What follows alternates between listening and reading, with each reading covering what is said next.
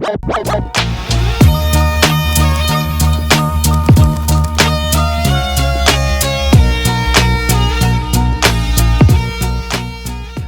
morning, everyone. I'm Dr. Reshi from North Middle Alabama Medical Center.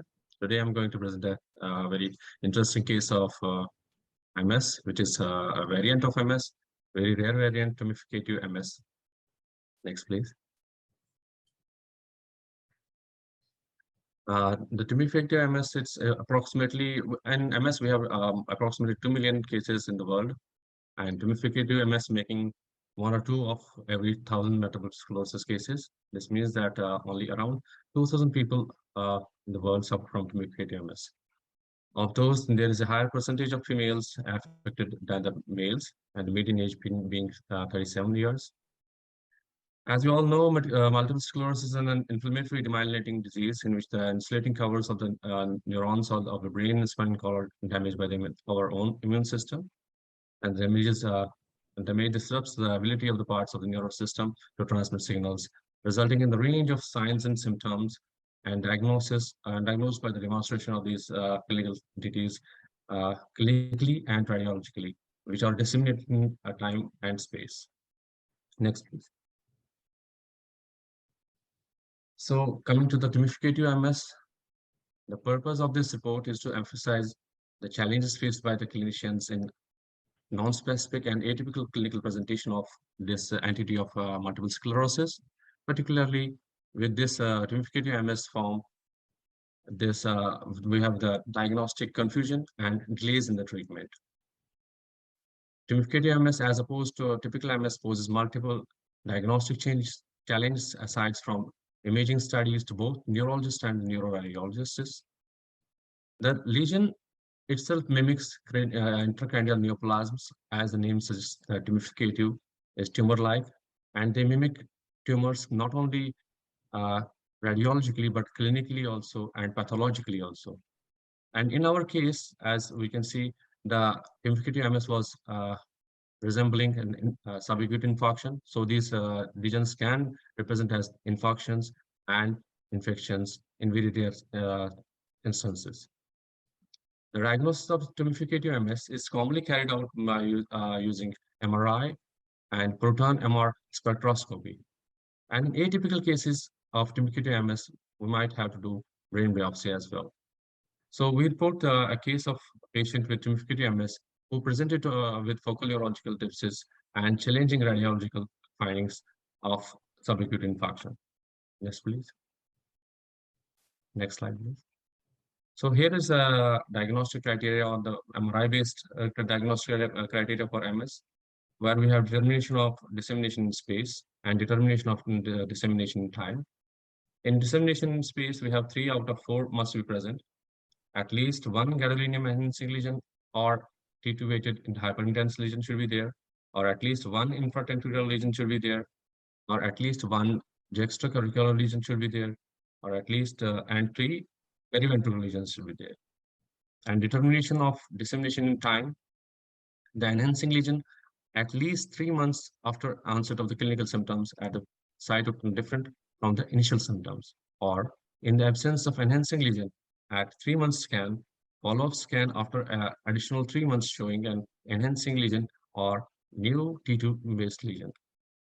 And spinal cord lesions can replace any of the brain lesions, and immunoglobulin abnormalities in the CSF are sufficient to relax T2-weighted lesions. Two. Next, please. So here's our case. We had a 36-year-old white female with progressively worsening dysphagia, slurred speech, bladder incontinence, and difficulty ambulating due to left side weakness, which was 4 weeks after her recent discharge from for the very similar symptoms. On first admission, she presented to ER month prior with left side weakness, decreased sensation on the left, dysphagia, drooling, and symptoms proceeded with stumbling, numbness, and numbness over the face. Left arm, left leg, over the period of 5 days. There was no significant past history, and neurology was called on board for this patient. On neurological examination, cranial nerves were grossly intact. Strength on the left side was 4 out of 5. and right side was 5 out of 5. Left side sensory symptoms were not fully going to the neurological territories, for example, like motor weakness, and were splitting midline and making it look like a psychogenic symptoms. MRI of the brain showed restricted diffusion within the midbrain and predominantly in right pyramid line area of the pons, extending to the left cerebral peduncle. The areas were associated with the increased flare and T2 signal, which was compatible with subacute infarct. Patchy, non-specific periventricular and subcortical lesions were also noted there. She was managed at that very time as a case of transient ischemic attack and was discharged for further rehabilitation. Next, please. So on next admission, she presented with worsening right-sided weakness with slurred speech after a month, which had evolved during her stay in the rehabilitation. Our left side weakness had improved in the just 1 month, which was also a new entity for us. And surprisingly, it has improved. Neurological examination revealed pronounced dysarthria, motor weakness of 3 out of 5 on the right side, and muscle bulk and tone were bilaterally normal. Reflexes were brisk on the left side and with cross-rector and positive Hoffman side on the left. Over the next 3 days, her right side weakness worsened to 0 out of 5 in right upper and lower extremities. Now for the workup, we did again MRI of this patient, where it showed a punctured focal area of restriction within the left pyramid line anterior belly of the pons. And a comparison to the old MRI did not show areas of restricted diffusion within the rightward paramedial pons in the current study. T2 flare image demonstrated multiple areas within the periventricular deep white matter bilaterally, concerning what the Dawson finger says to of demyelinating or not the stroke. I'm sorry, just saying. So the challenge here was the areas of restricted diffusion within the midbrain and lack of enhancement, which reflects the ischemia. But it can also be seen in some cases of acute tumefactive MS. And going for the lumbar puncture, we had elevated WBCs 100%, which were 100% showing 100% mononuclear cells and high protein of 112 could be seen in the acute accelerated exacerbation of could be an acute exacerbation of a demyelinating disease. And histochemically, sorry, there were no oligocolonal bodies also present in the CSF, which may not be present in the tumefactive MS as opposed to typical MS. So investigation, and also we did some investigation to rule out autoimmune disease in this patient. So for the treatment, the patient was managed with a high dose of steroids with the plans to start ocrelizumab in the neurological clinic for the follow-up visit. So here is a next slide, please. So here we can see it's an MRI on the second admission where we can see that Dawson figures, which were not present in the first MRI. Next, please. This is the MRI of the first admission where we can see the right paramedian lesion in the pons, and a month later on the right side we can see this lesion evolving after 1 month. Next slide, please. On the second admission, we can see the big lesion on the left side of the pons, left paramedian pons lesion has been coming, new lesion has come, and the older one is in this case. Next, please.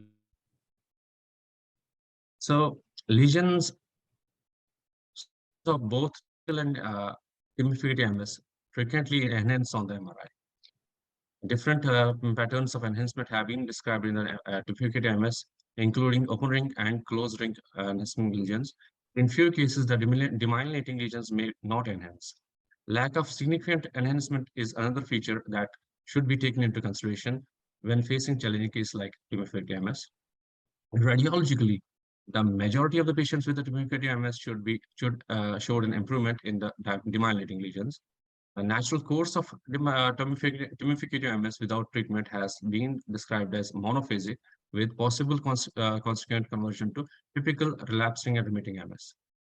So for the treatment, disease modifying agents can be used for the frequency, to reduce frequency and severity of the symptoms, uh, as well as decrease the brain lesions development, with which include immunomodulators and immunosuppressants. The main ones are interferon beta, glatiramer, ocrelizumab, natalizumab, and ponesimod, which was approved by FDA in 2021.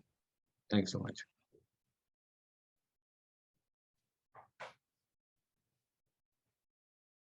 Thanks. Okay, we got time for That's it. one question. Yeah, please. Any questions? Yeah, we have one question right here. Yes, please. Thank you, Dr. Reshi. I have a quick question about the pathology of the tumor-like growths. Are you seeing how are you, I guess, sorry, let me rephrase that. Are the tumors infiltrating with the myelinated segments? Like, can you just talk a little bit about how the demyelination and the tumors are kind of like contributing to the pathology? I'm sorry, I could not understand the question. Sorry, I guess I was thinking about the typical presentation, and with this variation, there's the tumor-like growths that you mentioned. Yeah. I'm just wondering how the tumor is infiltrating, if it's kind of, also causing the demyelination, or if it's kind of adding on another layer to the axons, just in terms of like the pathology and slowing down the transmission. So to my understanding, the most of it is the radiological representation of the these tumefactive MS. They look like tumors. They are not tumors itself, and we can see that we have to just delineate them from the tumors on the radiological basis, and then add on the clinical scenarios with this. As such, I can say the clinical scenario with the radiological feature, we have to not the pathological basis of that. On pathological basis, the tumors will be behaving differently than the tumefactive MS. But on radiological basis, we have to delineate them and taking the clinical scenarios into clinical scenarios, age, and the epidemiology into the matter. Okay, thank you. Hope this answers. Excellent, thank you. Thanks so much.